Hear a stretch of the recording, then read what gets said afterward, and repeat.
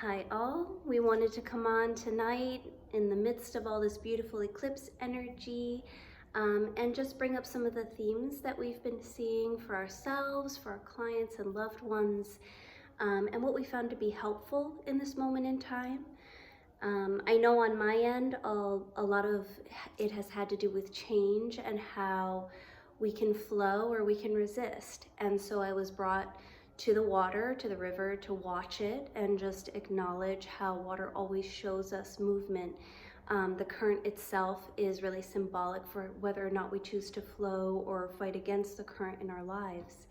And I was reflecting on the concept that when we found ourselves too far out at sea and the current's too strong and our goal is to return to shore, there's no amount of resistance or trying to find the shortest path that's going to work. We actually need to work with the current. We get to work with the energy so that we don't exhaust ourselves.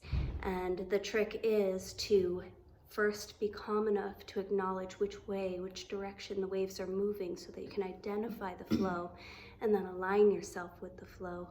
And without as much struggle and output, energetic output, allowing oneself to almost be carried to shore. So metaphorically, we may not always know how we get there, and there can be that moment of uncertainty, yet having the goal in mind and surrendering to the flow is exactly what's needed in this moment in time. Yeah, and I suppose for me it's been similar in that in these times of change, whether you're resonating with this eclipse energy, just the overall astrological components that are present, identifying what gets to shift is so much third eye. And what's been coming up is like, okay, once it's identified, what are the action steps that get to be taken, right? And where am I resisting, right? Because that also teaches me where my comfort zone is and how I get out of that comfort zone. And is my will, or the will that I'm expressing, in alignment with my true self? Is it being influenced by others? So I see, action as the element of fire, and how it helps us transform, how it helps us shift the physical into not physical, or into this, it helps us act so that we can have the results that we are envisioning for ourselves. So it's like bringing in that inspiration and bringing it into action. And sometimes that change or getting out of that comfort zone is it's uncomfortable, it's unfamiliar, yet it's like what gets our fire burning. That's what lets us know that we're in alignment with our soul's purpose, with our true essence, when that fire is based on the will that I want to express and what feels authentic for myself. And like knowing myself at the core is so important, so that the steps I'm taking or the changes that I'm making again align with who I am at all levels.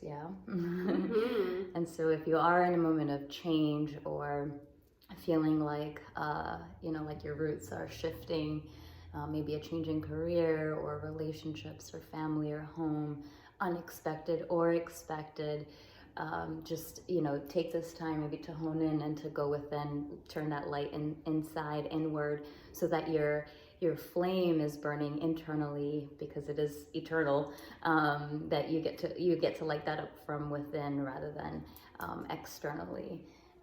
100%. Yeah, and when we make change like that, it's also like we take responsibility for our actions, and then that also gives us more authority over our lives, and it feels like we're actually living a life that we're designing, rather than again being influenced by the external. Right. I feel like that's very important at this time, is like, yeah, there's a lot of planetary alignments going on, the eclipse, all this energy and everything, yet recognizing we are the authors of our life, we can choose how to work with these energies. We're not held down by them in any way, shape, or form. We're choosing to flow with them. We're choosing to find that current and move with it, and taking inspired action.